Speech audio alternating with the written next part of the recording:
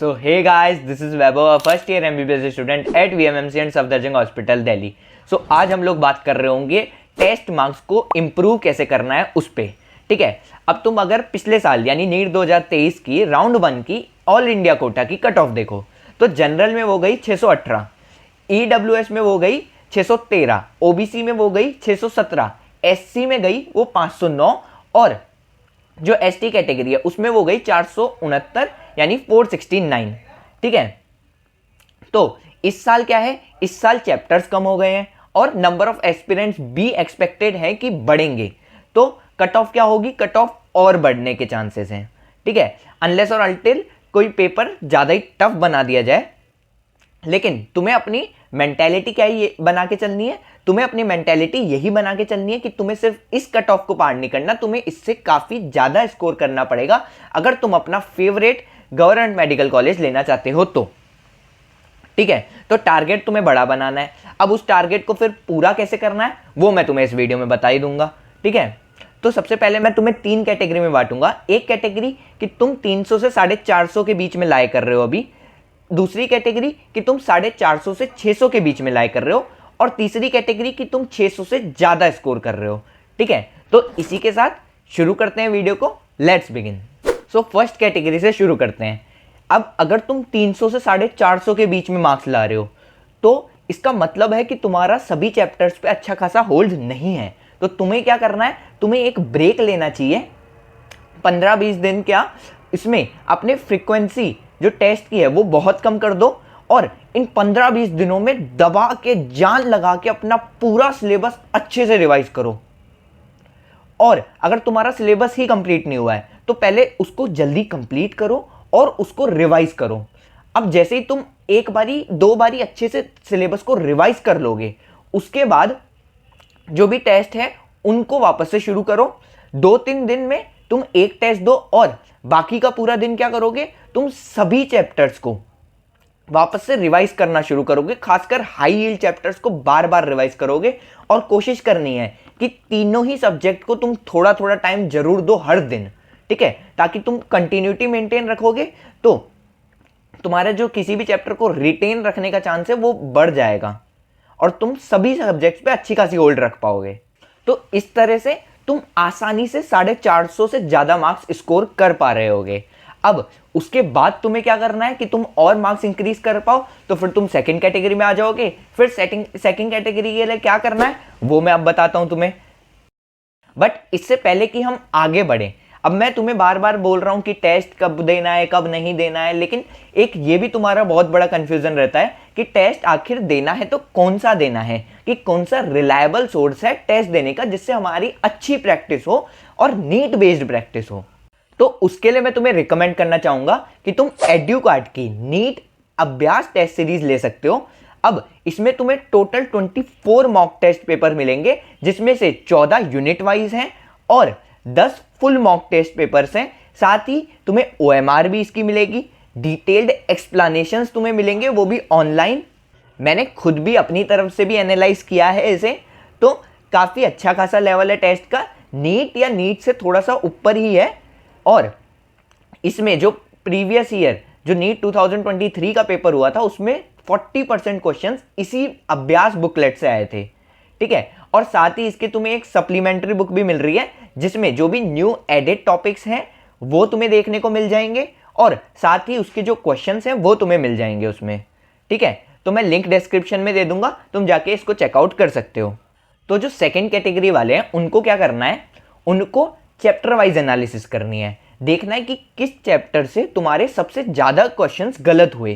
ठीक है, या ऐसा कौन सा चैप्टर था जिससे तुम बार बार बहुत सारे क्वेश्चंस गलत कर रहे हो, तो उस चैप्टर को अच्छे से रिवाइज करो, उसके क्वेश्चन प्रैक्टिस करो, उसके बाद फिर तुम टेस्ट लगाओ। ठीक है, और अगर तुम्हें लगे कि यार मैं NCERT की डायरेक्ट लाइंस में गड़बड़ कर रहा हूँ, कि एक टेस्ट हुआ जिसमें काफ़ी सारे 3-4 क्वेश्चन ऐसे हो गए कि जिसमें मैंने सिर्फ NCERT की डायरेक्ट लाइन को भी गलत कर दिया, तो उसमें क्या करो, फिर तुम NCERT पढ़ने की जरूरत है तुम्हें, तुम NCERT पे जाओ और उसको एक बारी रिवाइज करो अच्छे से, और खासकर उस चैप्टर की जिससे तुमने ज़्यादा गलत की है। और ना सिली मिस्टेक्स को तुम इग्नोर मत करो। ठीक है, तो हो सकता है कि तुम ऐसा कर रहे हो कि तुम्हारी काफ़ी सारे क्वेश्चंस इस कारण गलत हो जा रहे हैं कि तुमने सिली मिस्टेक की, बट तुम ये बहाना दे रहे हो कि अरे यार ये तो मुझे आता था लेकिन ये सिली मिस्टेक के कारण गलत हो गया, नहीं तो मैं कर लेता, ठीक है, नहीं तो इसके मार्क्स तो मेरे में ले जाते। तो ये चीज़ गलत है, ये उससे भी बड़ी गलती है कि तुमको आता था उसके बाद भी तुमने गलत किया। तो सिली मिस्टेक्स को रिमूव करने के लिए क्या करना है, सिली मिस्टेक्स के लिए सिंपल क्या करो, एक पेज बनाओ और जो भी तुम सिली मिस्टेक कर रहे हो अब उनको लिखते जाओ, और जैसे ही अगला टेस्ट देने जाओ ना तो उसको पढ़ लेना। अब ऐसे में क्या कर सकते हो, तुम इसको दीवार पे चिपका सकते हो और जैसे ही अगला टेस्ट देने जाओगे तो तुम देख लोगे कि ये मैंने गलती की थी, अब इसको वापस मुझे रिपीट नहीं करना।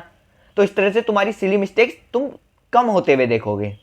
अब ना अगर थर्ड कैटेगरी पे आए कि तुम्हारे 600 प्लस तुम स्कोर कर पा रहे हो, तो मोस्ट प्रोबेबली क्या चांसेस होंगे कि तुम सिली मिस्टेक्स कर रहे होगे। तो सिली मिस्टेक्स का तो तुम्हें बता दिया, और एक और चीज ये होगी कि तुम्हारे जो जो क्वेश्चंस गलत हो रहे हैं वो बड़े डिफ्यूज्ड होंगे, यानी अलग अलग चैप्टर से तुम क्वेश्चंस गलत कर रहे होगे, किसी पर्टिकुलर एक चैप्टर से नहीं। क्योंकि अगर तुम वो कर रहे होते तो तुम उसको पहले ही सुधार चुके होते जब तुम सेकेंड कैटेगरी में थे, है ना।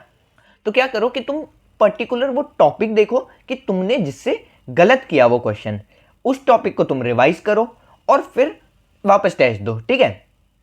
अब टेस्ट की जो अपनी फ्रीक्वेंसी है वो तुम बढ़ा दो ऐसे टाइम पे, क्योंकि जो ये डिफ्यूज वाली मिस्टेक्स है ना, ये तुम्हें आसानी से नहीं मिलेगी। इसको तुम जितने ज्यादा टेस्ट दोगे उतना तुम्हारे लिए अच्छा होगा, ताकि ये सारी जैसी भी जो डिफ्यूज मिस्टेक्स हैं ये तुम्हारी पहले ही ऊपर आ जाए और तुम मैक्सिमम को करेक्ट कर चुके हो और नीट एग्जाम में वो चीज तुम ना कर रहे हो, ठीक है। और ऐसे में क्या कर सकते हो, तुम फ्रीक्वेंसी कितनी बढ़ाओ, तो हर दिन एक मॉक टेस्ट तुम दे सकते हो। अगर तुम उसको मैनेज कर पा रहे हो अच्छे से तो तुम दो मॉक टेस्ट एक दिन में भी दे सकते हो। और ना ऐसा नहीं करना है कि अपनी एनसीईआरटी को फिर छोड़ देना है, मॉक टेस्ट पे ही तुम ध्यान दे रहे हो। एनसीईआरटी पे भी तुम होल्ड बनाते हुए चलना, टाइम टू टाइम उसको रिवाइज करते रहना, ठीक है। अब एक और चीज की कई लोगों को लगता है कि यार मेरे तो ना जो टेस्ट में मार्क्स है वो अटक से ही गए हैं, खासकर उन लोगों को जो अभी इस थर्ड कैटेगरी में लाए कर रहे हैं, ठीक है। तो तुम्हें क्या करना चाहिए इसके लिए, तो तुम्हें क्या करना है ना, सबसे पहले तो ना अपने आप से ओवर एक्सपेक्टेशन हटा देनी है। तुम लोग ऐसा सोचते हो कि यार आज मेरे 550 आए, अगले में सीधा 650 लेके आऊंगा मैं। नहीं, ऐसा नहीं होता है। तुम्हें क्या करना है, तुम्हें कंटिन्यूअस और सस्टेनेबल ग्रोथ पे फोकस करना है। लगातार तुम्हें ग्रोथ चाहिए, ना कि एक बारी तुम ज्यादा लेके आए फिर वापस पीछे आ गए। बस ये ट्राई करो कि तुम्हारे एक बारी जब नंबर बढ़ गए तो तुम उसको घटने ना दो। और अगर तुम्हारे अटके ही रह रहे हैं तो क्या करना है, तो उसके लिए तुम क्या करो कि है ना, एक बारी ये देखो कि तुम ऐसा क्या गलती कर रहे हो। अब ये तुम्हें खुद ही एनालाइज करना पड़ेगा कि तुम ऐसी क्या गलती कर रहे हो जो तुम हर टेस्ट में कर रहे हो, जिस कारण तुम्हारे मार्क्स कम आ रहे हैं और तुम उसको अभी तक सुधार नहीं पाए हो। नहीं तो तुम ये देखो कि तुम्हारे आसपास वाले या तुम्हारे जो पीयर हैं वो क्या कर रहे हैं, जो उनके मार्क्स अच्छे आ रहे हैं और तुम्हारे अच्छे नहीं आ रहे। कुछ ऐसी चीज तुम्हें लगे कि हाँ ये मैं नहीं कर रहा हूं वो कर रहा है, तो फिर उसको अप्लाई करके देखो अपने ऊपर, और फिर तुम देखो कि वो तुम्हारे लिए काम करता है कि नहीं। हाँ बस मैंने ये बोला है तो इस पे ये मानते हुए कि पूरा मुझे दूसरे को ही फॉलो करना है, ऐसा मत करने लग जाना, ठीक है। खुद की सबकी अपनी अपनी प्रिपरेशन होती है, सबकी अपनी अपनी स्ट्रेटजी होती है, उसी पे स्टिक करना है। बस तुम्हें मैं वो गलती ढूंढने को कह रहा हूं ताकि तुम्हें पता चल जाए कि अरे हाँ ये मैं गलती कर रहा हूं, इसको मुझे सुधारना चाहिए, ठीक है। एक लास्ट चीज ये कि मैंने तुम्हें बार बार बोला है कि टेस्ट एनालिसिस करो। ये चीज तुम्हें टेस्ट एनालिसिस में पता चलेगी, ये चीज तुम्हें एनालाइज करने पे पता चलेगी। तो आखिर टेस्ट एनालिसिस करनी कैसे है वो एक बारी देख लेते हैं। तो अब जैसे ही तुम्हें तुम्हारे मार्क्स मिले, तुमने अपने टेस्ट देखा, इसके मार्क्स देखे, अब मार्क्स को थोड़ी देर के लिए रखो साइड में और देखो कि ऐसे क्या क्या क्वेश्चंस थे जो तुमने गलत किए या छोड़ दिए, ठीक है। और ऐसे भी कुछ क्वेश्चन जो तुमने तुक्का मारे, ठीक है। अब उनको तुम 3 में डिवाइड कर दो।